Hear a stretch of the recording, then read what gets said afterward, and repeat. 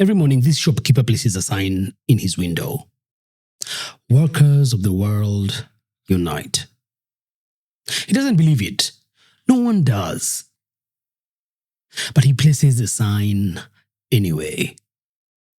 To avoid trouble, or to signal compliance. To get along. And because every shopkeeper on the street does the same, the system persists. This is Václav Havel, Czech dissident, later president. The year is 1978. He's describing how communist regimes survive, not through violence alone, but through something more insidious.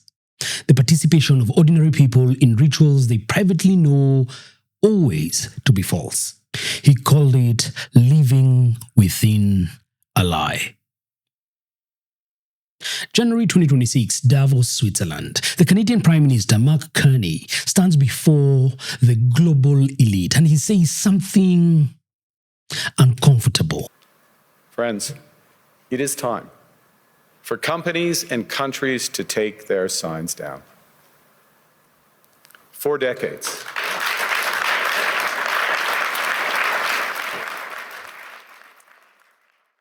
Friends, it is time for companies and countries to take their signs down. Take their signs down. And suddenly I'm sitting here in Nairobi watching this speech and I realize we are not the shopkeeper removing the sign. We're the shopkeeper printing more signs, bigger signs, brighter signs, in multiple languages. While the world order collapses around us, Kenya is still performing loyalty to a system that has already abandoned us. This is a Kenyan Week That Was, and I'm your host, DY. Welcome to a new episode.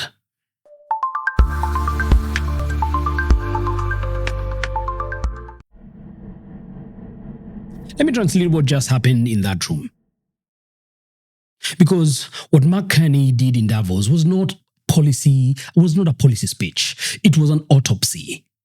He is the Canadian Prime Minister, not a revolutionary, not a radical, former governor of the Bank of Canada, former governor of the Bank of England, a member of the World Economic Forum itself, standing in front of the most powerful economic actors on this planet. And he tells them, the rule-based international order you built your empires on, it's dead. Stop pretending and stop pretending it's coming back. Let me be direct. We are in the midst of a rupture, not a transition. A rupture. An actual rupture. Not a correction, not a crisis, not a temporary disruption. A rupture. He describes a world where the powerful have stopped even pretending to follow the rules, where economic integration has become a weapon, where multilateral institutions like the WTO, the UN, the IMF, the World Bank, and the entire Bretton Woods architecture of global cooperation are actually collapsing. And his advice to middle powers like Canada? Stop invoking rules-based international order as though it still functions as advertised.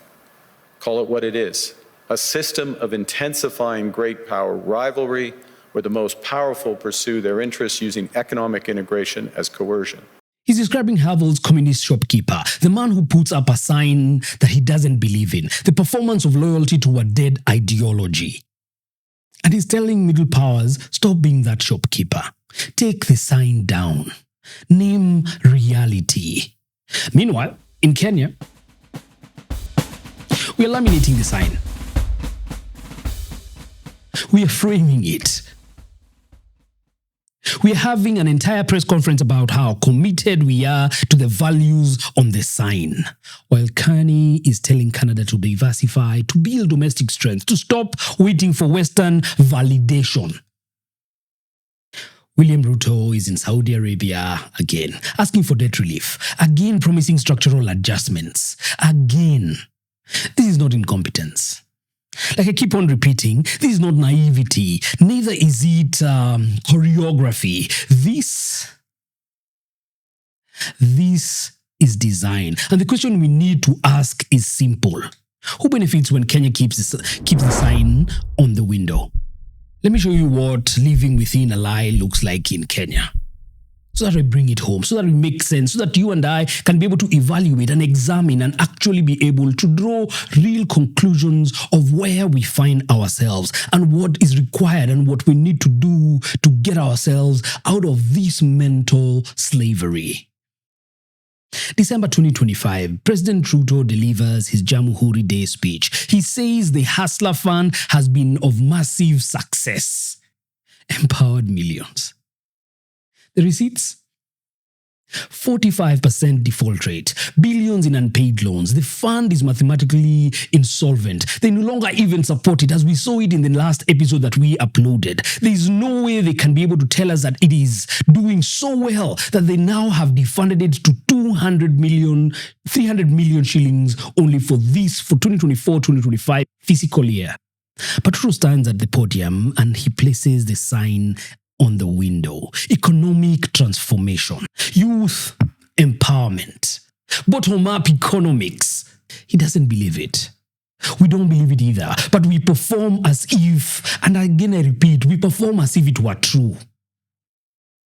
November 2025, the Nyota Fund is launched. Remember this? Kenya's Youth Empowerment Program, the one that is supposedly going to give Kenyans up to about 50,000 shillings in grants.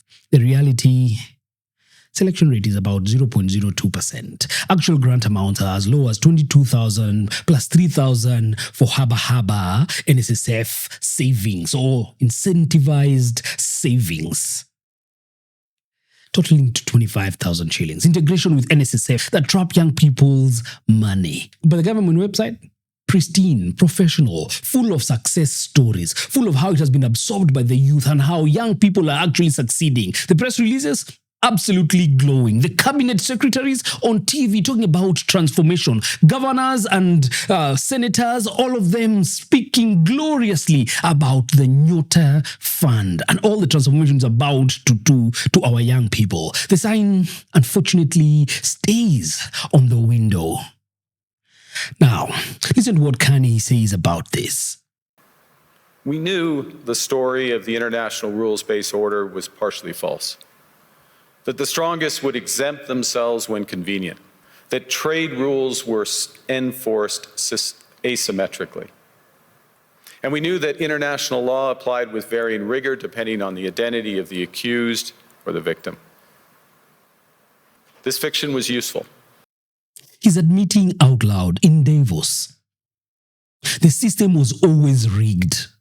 It was always a lie. They always knew. But the fiction was useful while it lasted. And here's where Kenya becomes tragic. Canada participated in that fiction because it brought them something: security, prosperity, even development. Kenya participated in that fiction and got what? Debt.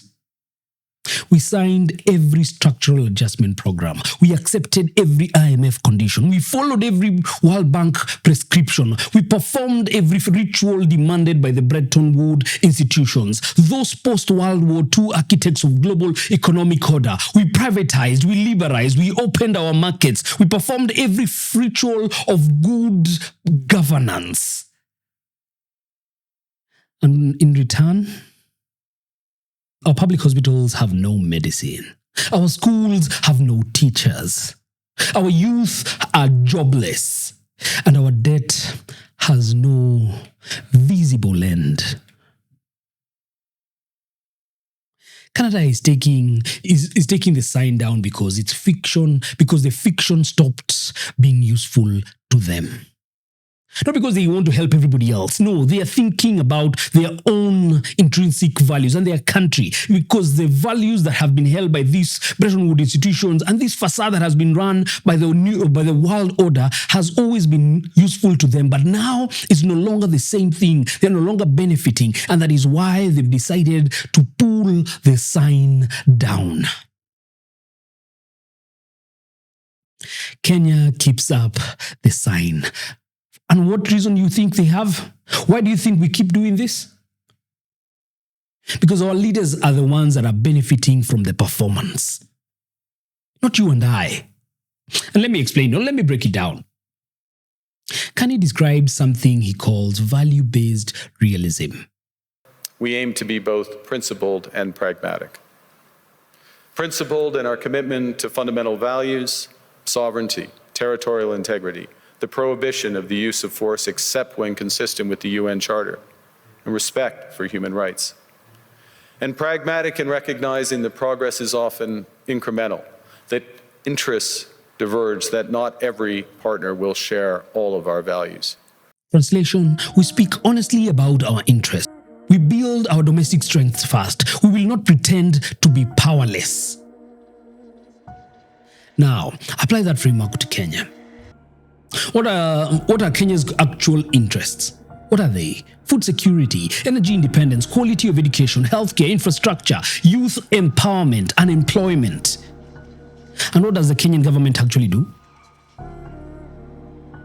They tax food, import fuel, export skilled workers, borrow for consumption, and tell young people to be entrepreneurs with no capital, no market, no infrastructure, no way of being able to empower them to empower whatever dreams they have.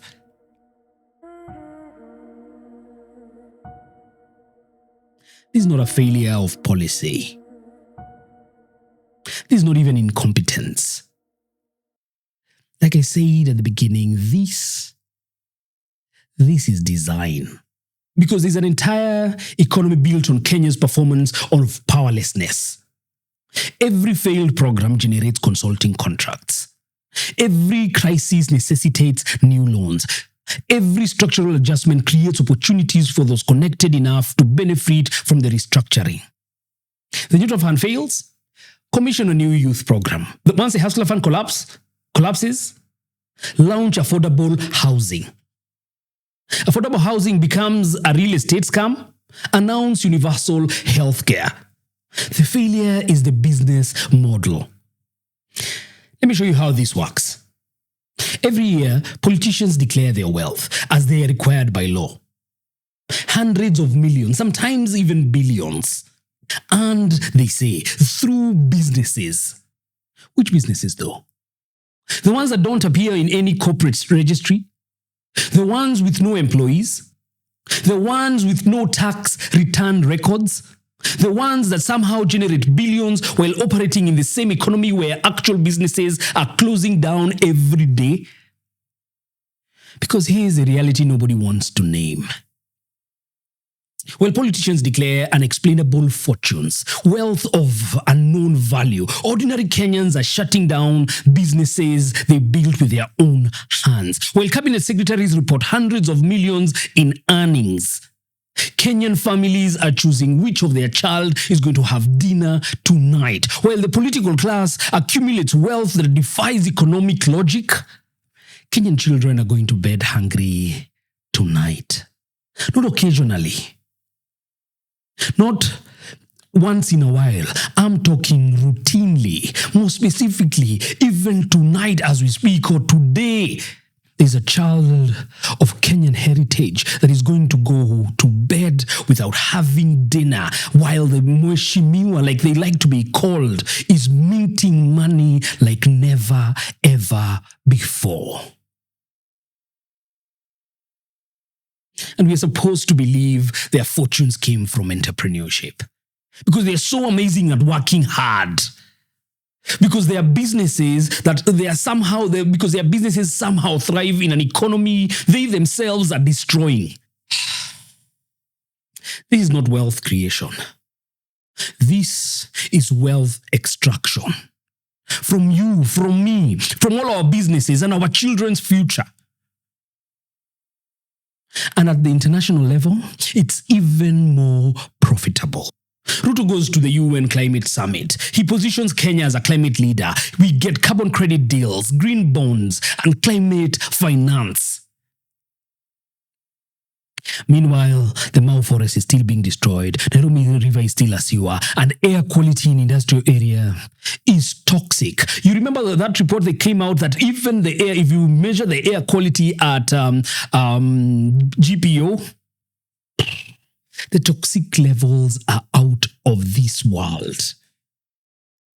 But the performance continues because the performance generates all the revenue. Carney talks about Canada diversifying their trading partners, signing deals with 12 countries in 6 months, building strategic autonomy. Kenya's version of diversification, you ask? We beg from the West. We beg from the East. We beg from the Middle East. And while we are begging, we also sell our profitable state assets. You know, the Safaricom shares, Kenya Pipeline Corporation, the entities that actually generate revenue, we are now offsetting them in a bid to privatize as many and bring in capital or revenue. And what do we call it? We call it privatization. Strategic divestments.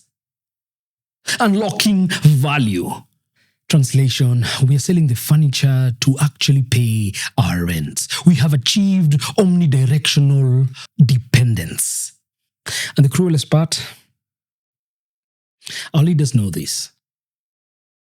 In fact, they are not stupid. Neither are they naive. They simply have different interests from the country they claim to actually serve. For them, the sign on the window is not a burden. It is a business card. Let me bring this home. There's a young woman in Nairobi. Let's call her Wanjiru Oshiro. She's 26, a graduate degree holder, computer science, can't find a job in her field. She applied, for the Nyota Fund, waited 8 months, got rejected, no explanation given. She has a side hustle though. Baking, makes good money on the weekends, but she can't scale because she can't access credit because banks want collateral, which obviously she doesn't have. She hears the president talk about entrepreneurship, digital economy, fourth industrial revolution, and she thinks maybe it's her fault.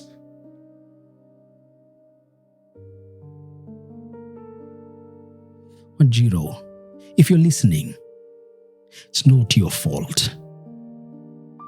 And again, I repeat, Wanjiru, it is not your fault. The system is designed to make you feel like a failure is the individual when it is actually structural.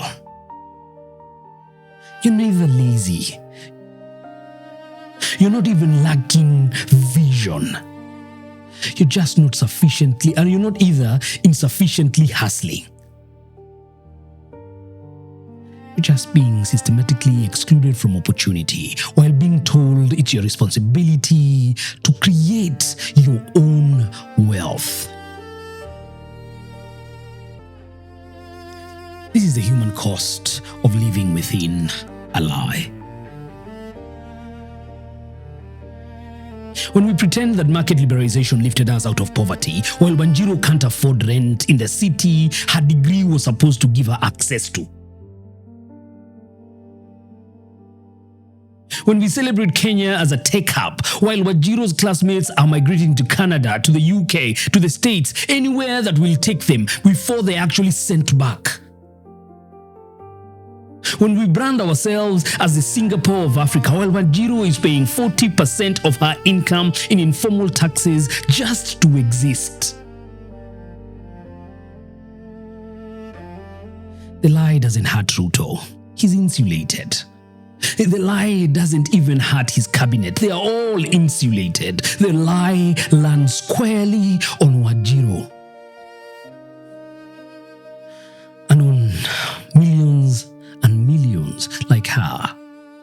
The people who've worked extremely hard but have not found or can't seem to see the light at the end of the tunnel. Carney talks about Canada building domestic strength, cutting taxes on investment, fast-tracking infrastructure, doubling defense spending. Kenya's version? We raise taxes on basic goods. We cut health and education budgets. We borrow for recurrent expenditure. And we tell Wanjiru to innovate her way out of state-sponsored poverty.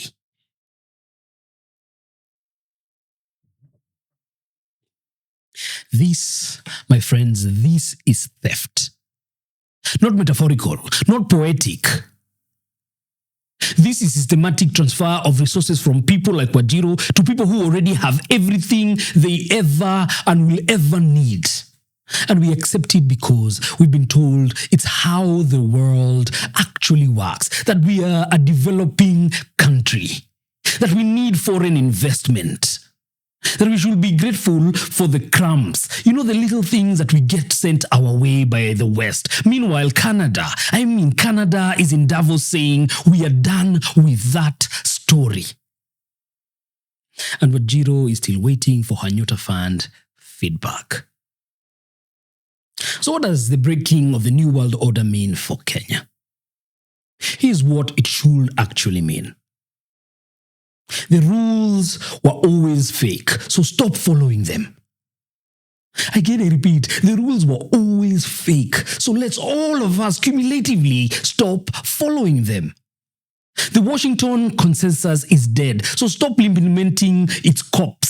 The Bretton Woods institutions, the IMF, the World Bank, the entire 1944 architecture designed to manage the post-World War II are all collapsing, so stop waiting for their validation. Carney said something I want you to really, really hear. Nostalgia is not a strategy. But we believe that from the fracture, we can build something bigger, better, stronger, more just. This is the task of the middle powers. Nostalgia is not a strategy. Kenya's entire policy framework is nostalgia. Nostalgia for when the West cared about African development. Nostalgia for when structural adjustment was supposed to lead us to prosperity. Nostalgia for when we actually believed the promises given by all our previous and current governments. But the world has moved on.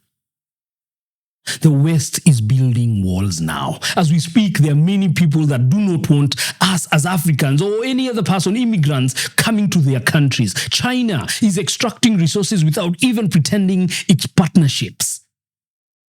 And we're still here performing sovereignty, writing policy papers that no one will ever read, hosting conferences that no one takes seriously anymore, launching programs that are always going to be designed to fail. Empty. And here's what the rapture offers us. If we are brave enough to take it. Permission to stop pretending.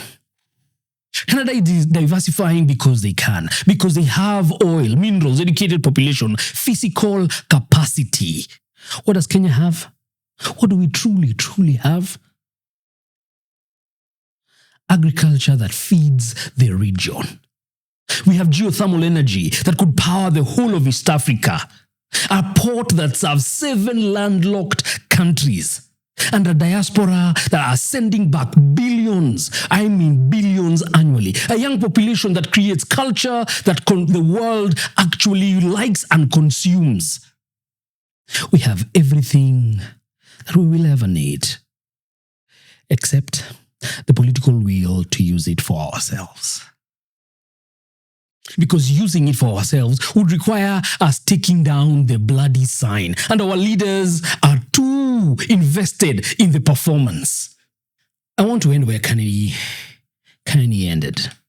When even one person stops performing, when the greengrocer removes his sign, the illusion begins to crack. When even one person stops performing, when the greengrocer removes the sign, the illusion begins to crack. He is describing how a system or systems collapse, not through revolution, through actual refusal. One person, then another, and another, refusing to perform, refusing to be co-opted, refusing to pretend, refusing to keep the sign on the bloody window. This is not a call. This is not a call to protest. No. This is not even a call to violence. Far from that. This is a call to consciousness. You know, in the wise words of Bob Marley, emancipate yourself from mental slavery. This is one of those moments. If we all believe and if we all take it. So the next time a government official tells you about transformation, ask for the receipts. The next time you hear about a new youth program, remember all the other previous one that actually failed and question them about it. The next time someone tells you Kenya is on the rise, ask who is rising and who is being left behind. Because the world order is breaking. Canada sees it as a wake-up call. Kenya sees it, sadly, as business as usual. But here's the thing about ruptures. They don't ask for permission. No, they don't. They don't even wait for you to be prepared or for your readiness. They simply break. The question is not whether the old world is ending. It's whether we will build something honest in its place to replace it, or whether we will die performing loyalty to its ghosts. So, remove the sign. Name reality. Take your power. As Kenyans, we need to take our power back. As Kenyan, we need to take our power back. And let no one ever tell you that it is impossible or we need anybody else from the outside world to come and save us. We've got everything we need. All we need to do is believe that every step we take from now to the election date and beyond. And may we use this coming election as a litmus paper test where we will prove that we as Kenyans, unlike our East African counterparts and neighbors, that we can be able to be decisive and we can put our interests of every other mwananchi ahead of the interests of the political class and elite. Like always, I leave you with this thing. Like we say, receipts over vibes. Always. This has been the Kenyan Week that was. I've been your host, DY. And I forget not to say receipts over vibes.